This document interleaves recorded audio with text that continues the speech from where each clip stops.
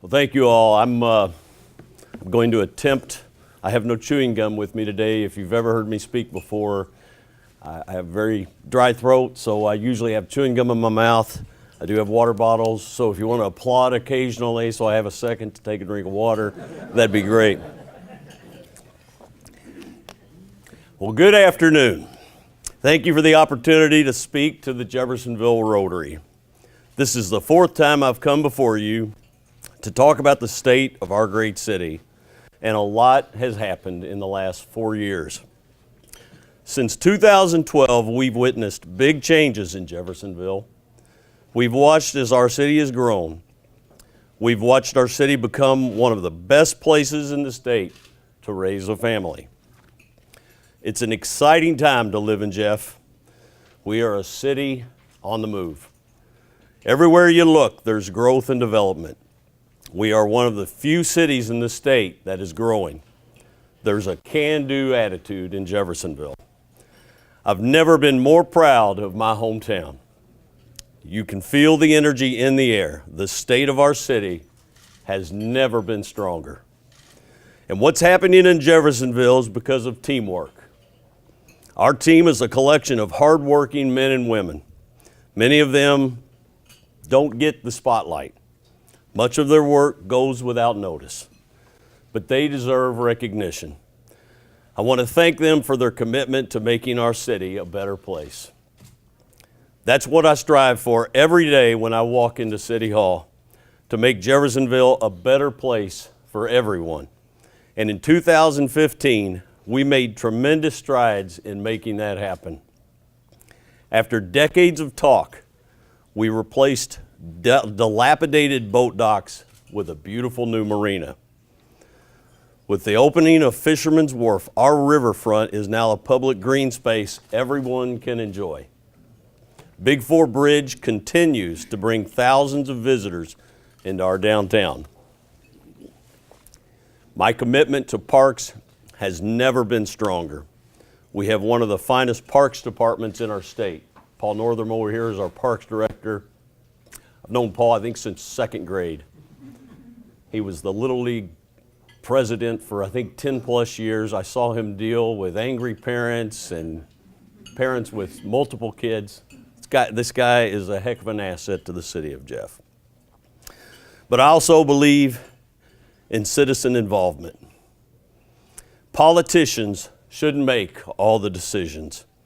That's why I'm looking forward to working with a new Parks Authority in which a majority of its members are residents with an interest in parks and recreation.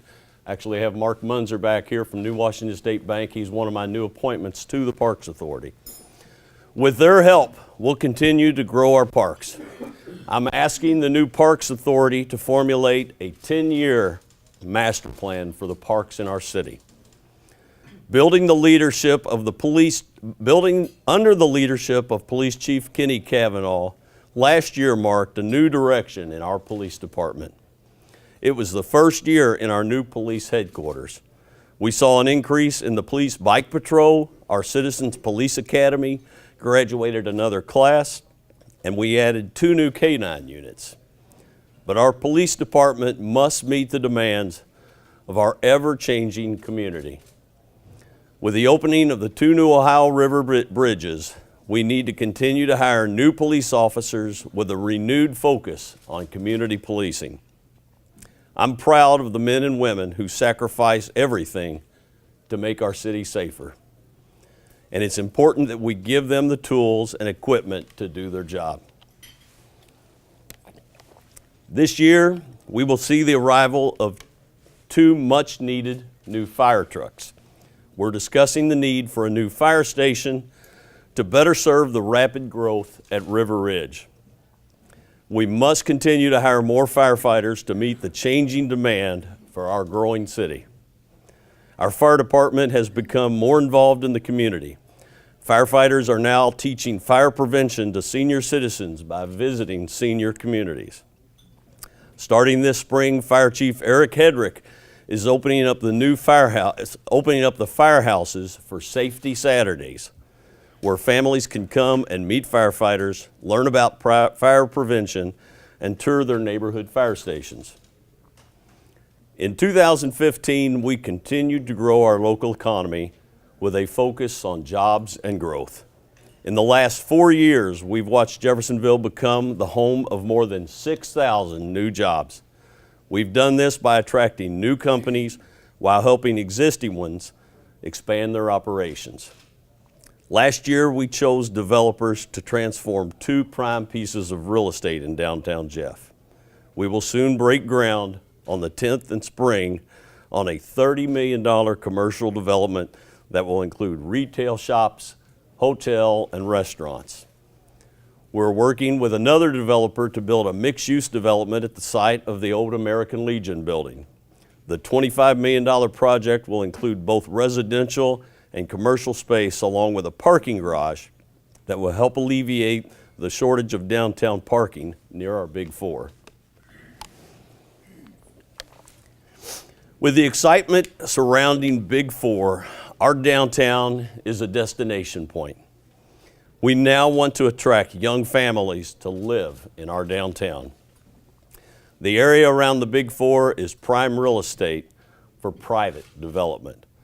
That's why the old Rose Hill School will soon be demolished to make way for a Marriott hotel. And we are looking for someone to build brownstones next door at the former Colston Park.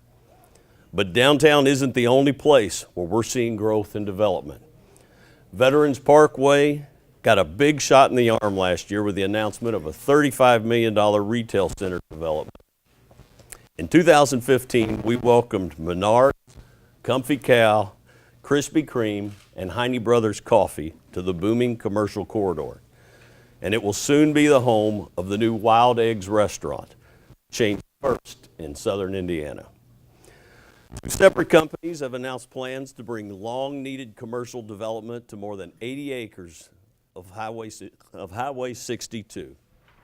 The $100 million investment will bring long-awaited shops, stores, and restaurants to the east end of our city, just ahead of the opening of the new bridge. Much of our growth wouldn't happen without River Ridge.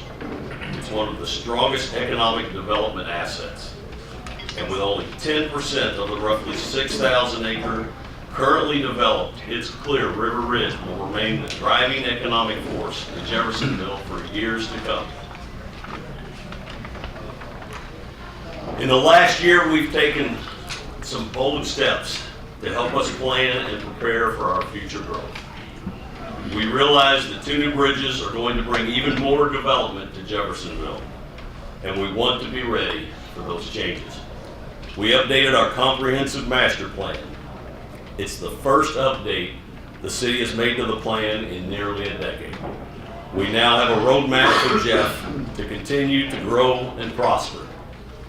It sets forth 10 primary goals or priorities that our city should focus on for the next 20 years. We are one of only a handful of counties in the state growing in population. The opportunities to shape both new development and reinvestments to make our city a place that attracts new residents, especially the millennials, will be immense in the coming years. Jeffersonville will become a showcase community that is livable and walkable. Nathan Pruitt, our new planning director, is ensuring that we're making decisions related to development in a comprehensive, consistent, and coordinated manner. We're taking the necessary steps to revitalize 10th Street, starting with a pause on uses that are challenging the long-term vision of the corridor. Taking an assessment of our zoning code, launching a retrofit of 10th Street, including sidewalks, and finally creating a 10th Street corridor master plan. The 10th Street corridor will become an even more important artery for Jeffersonville as new interstate improvements deliver more people to our doorstep. A plan for this corridor should address future land use, visual enhancements, attracting redevelopment, sidewalks, and improved traffic flow. Our plan is to transform this roadway into a destination for shopping, sit-down dining, offices, and entertainment. We're excited to work on this planning process with the community. I'm doing it. We're creating a first of its kind public art master plan for Jeffersonville. We want to cultivate public art with the leadership and creativity of Public Arts Administrator Don Spiker. Jeffersonville is quickly becoming a city where public art is taking center stage. I'm proud of what we've accomplished. And I have to say, Nathan Samuel has been very involved with this as well. It's nice to have both forms of government in Jeffersonville working so hard to achieve the same thing. Thank you, Nathan. I'm proud of what we've accomplished. We've done it with a strong determination to make Jeffersonville a better place to live and raise a family.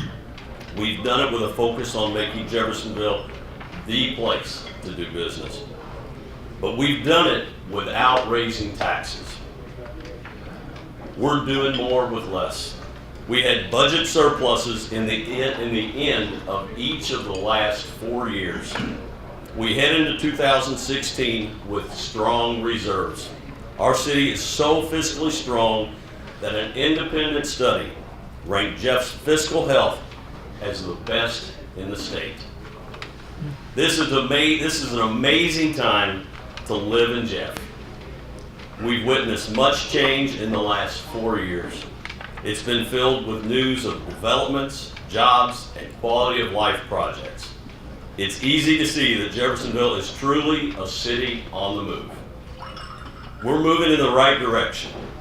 We've set a course for our city for continued growth and prosperity. Jeffersonville's future has never looked brighter. And it's the brightest when we work together for a common cause. It's a breath of fresh air to serve alongside a city council that shares many of the ideas and visions for Jeffersonville. There's tremendous leadership on the council. I know we are a much stronger community when we work and stand together. I'm committed to forging a strong partnership with the city council so we can continue to keep our city moving. We may not always agree. We may at times have differences, but what matters most is how we work together and find common ground. The citizens of Jeffersonville expect their leaders to get things done without political bickering. We can accomplish so much more when there's a strong partnership between the mayor and the city council. Well, we're well on our way to forging that strong partnership. And each of you here today plays an important role as well. Jeffersonville is a city on the move because you as citizens and business leaders are helping to stay on the path to prosperity. So as I leave you here today, I challenge you to join me as we transform our city and its people so Jeffersonville remains the greatest place to live and do business. Over the next 4 years, let's continue to build a Jeffersonville for generations to come. We must build a community that offers the highest quality of life for its residents, the safest neighborhoods, and the strongest local economy. And along the way, forging a better life for ourselves, our children, and our community. It's the foundation to help our city thrive for decades to come. I'm so proud to be your mayor. I love Jeffersonville. It's my hometown. It's where I want my children to work and raise their family. So let's keep our city moving. I'm thrilled that the voters re-elected me with a resounding victory. But now's not the time to slow down. We must remain vigilant in improving our quality of life so we remain competitive in attracting new businesses. I couldn't ask for a better job. I wake up every morning with the honor and privilege to lead the greatest city in America. Even with all our successes, Jeff has yet to see its best days. We live in a city that's on the move. Let's keep it moving. Let's do it by working together to make Jeffersonville a better place for everyone. Thank you.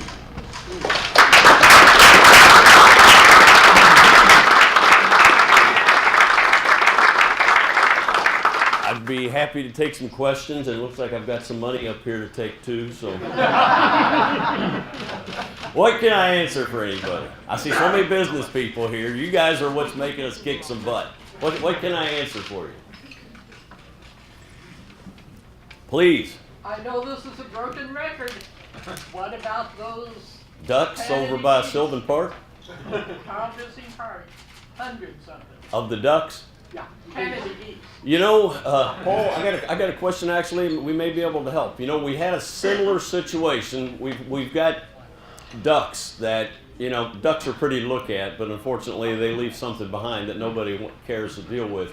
But we had that at the aquatic center, I think last year, and didn't we get some fake coyotes or something?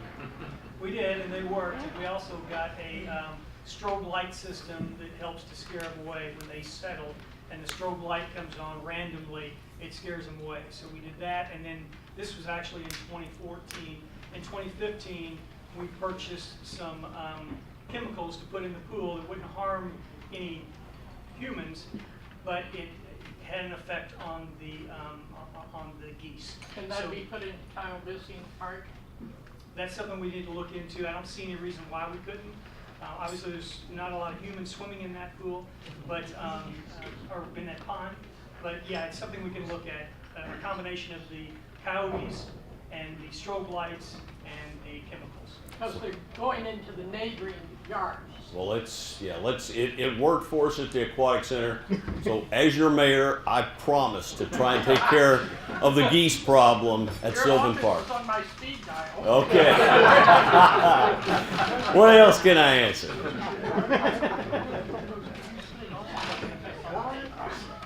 Anything else? Have you been down to Fisherman's Wharf yet? Have you seen the new marina? Looks great. Unbelievable, unbelievable. And we've got a concert series down there on the River Sage this year that actually is going to be phenomenal. So there's so many reasons. Don't be somebody who lives in Jeff that goes home every day at 5 o'clock and shuts the door and sits on the couch. Get out and see what we've got going on. This public arts thing that we've been pushing and we've got Dawn heading up for us, it's unbelievable. That's what's so exciting about Jeff. You can drive through any city, any town in America. You want to do something that's special, that people are going to remember. Earlier in the summer last year, I took my kids. My son played at a basketball camp in Holland, Michigan. Took my daughter along with me, and we had a couple of days in downtown Holland. It was phenomenal. You know, that's what I want Jeffersonville to be for people. I want it to be a special place for the people to live here, but I want people who are driving along 65, maybe they got something going on in Louisville, they're going to be around here for a day or two. Hey, let's give them a reason to come over here and spend some money in Jeff. You know, people spending money in our town is what keeps things going. So get out and see what all we've got going on. Veterans Parkway, you know, if you were over there a few years ago, I remember when I ran for office 4 years ago, we took a picture of me and I was standing out in the fields of Veterans Parkway. Tall grass, weeds. I'm not the reason everything came to Veterans Parkway, but your government has to offer some resources. We built a road. We enticed a couple of new businesses to come there. We worked with some incentives to get Culvers there. It's a domino effect, and it's paid off hugely for Jeff. We've got more coming over there on Veterans Parkway. 10th Street, you know, everybody talks about 10th Street needing to be widened. We're about to go to the council to get them to approve the construction plan of 10th Street, I think maybe at the next meeting. We'll get the utilities relocated. The water lines have already been moved for a big portion of that. We'll get the rest of the utilities relocated, and we'll begin construction of 10th Street later this year. The next project right behind that, as soon as 10th Street's done, I want to widen Holman's Lane. Holman's Lane has the same issues 10th Street does. Too many cars, too few lanes. So when we get 10th Street done, hopefully in this term, if I have anything to do with it, we're going to widen Holman's Lane. Then we go out to look at Charlestown Pike, the road that everybody from the east end tries to make it into Veterans and 65 on. We need to widen that.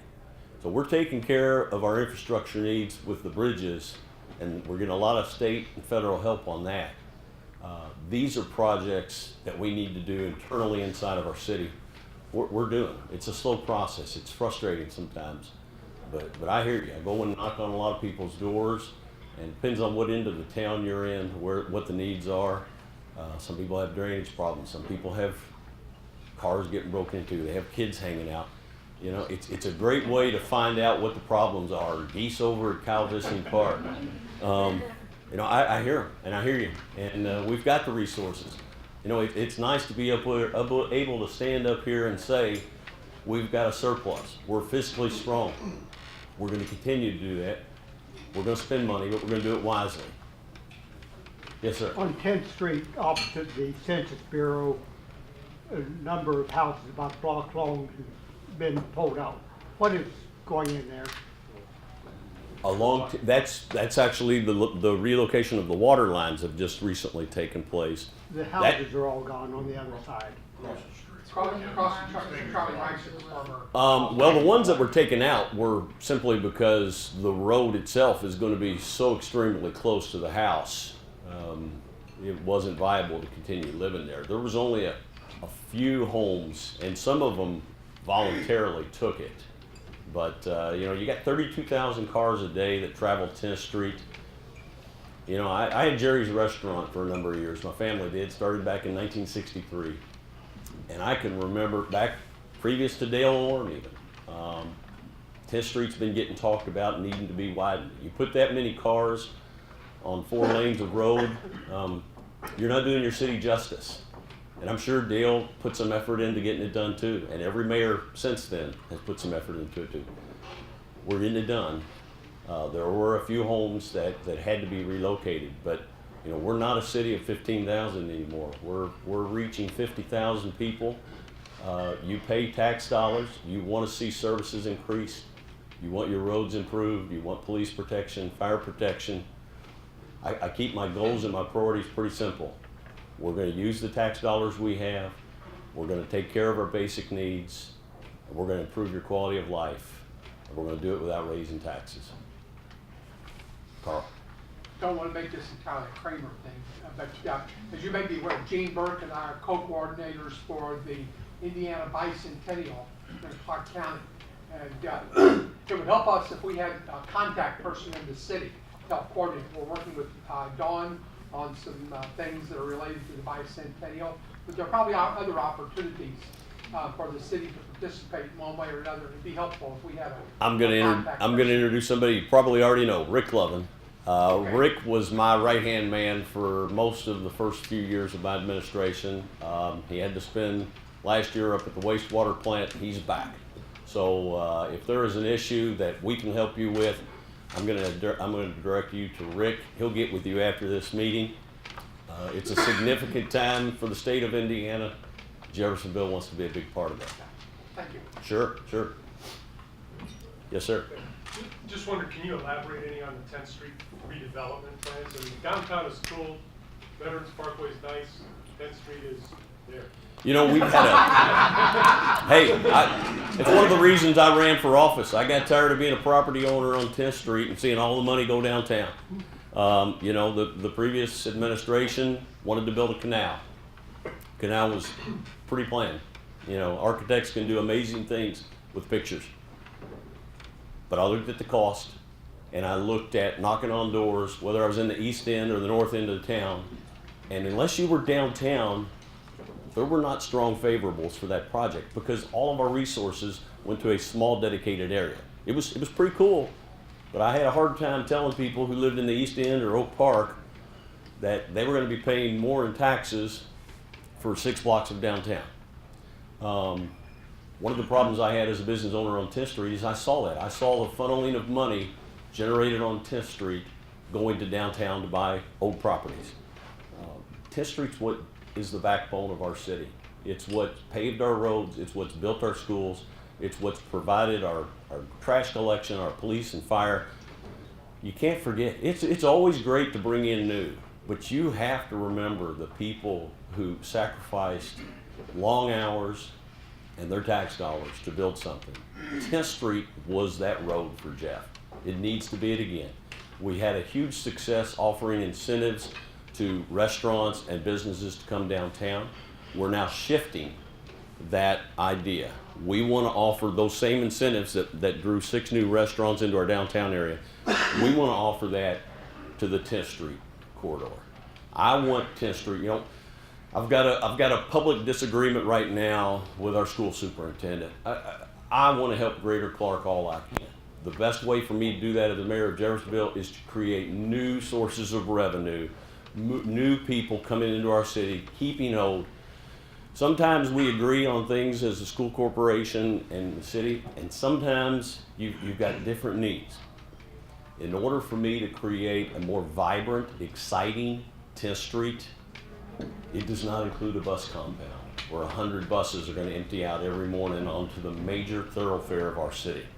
I'm sorry, I've given them another location that I think is much more suitable. They want 10th Street.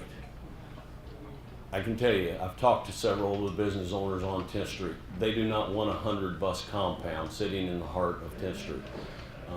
I need incentives put in place so that we can create new restaurants, new entertainment venues. The traffic's there. If you're a business owner, your number one goal is to attract customers. We've got some opportunities. We need to take advantage of them. It needs to be, the public safety aspect needs to be increased with 10th Street. We're doing that with the new construction. At nighttime, it's too dark on 10th Street. That's why the new lighting is going up. I want to see pedestrians on 10th Street. That's why the sidewalks are going in place. It's a big, big project that's been talked about for decades. We're getting it done. Construction will begin this year. I'm told it's about a 1.5-year process once construction begins. And like I said, once that construction ends, I want to move over and widen Holman's Lane. So I promise you, 10th Street is, and it was when I campaigned 4 years ago. We have gotten through the design phase. We have gotten through, we're almost complete with the acquisition phase. The utilities are being relocated. Your company has already begun that. The others will soon follow. The city council is about to take up the construction phase. I need their vote on that. I'm confident I have it. And everybody is going to appreciate, whether you shop on 10th Street or not, it's used. And whether you're running the kids to a ball game or you're running to the other end of town, chances are you're using 10th Street. And if you're not, you're avoiding it because of the headaches that are on there now. We're going to fix that.